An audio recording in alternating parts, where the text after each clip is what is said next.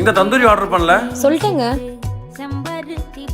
அம்மா பாப்பாக்கு மட்டும் லெக் பீஸ் தரீங்க. டேய் அவ குட்டி பாப்பாடா, நாளைக்கு உனக்கு வீட்ல செஞ்சு தரேன். ஓகே ஓமா அண்ணா இதான் நீ சாப்பிட்டே. தேங்க்ஸ் பிங்கி. பிங்கி உனக்கு லெக் பீஸ் பிடிக்கும் சாப்பிடுனா. இந்த இது நீ சாப்பிடு.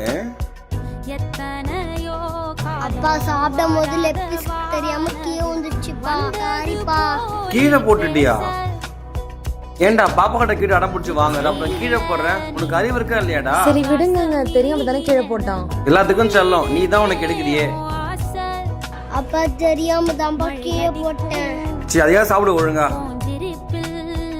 அங்கிள் ஒரு கவர் தாங்களேன்.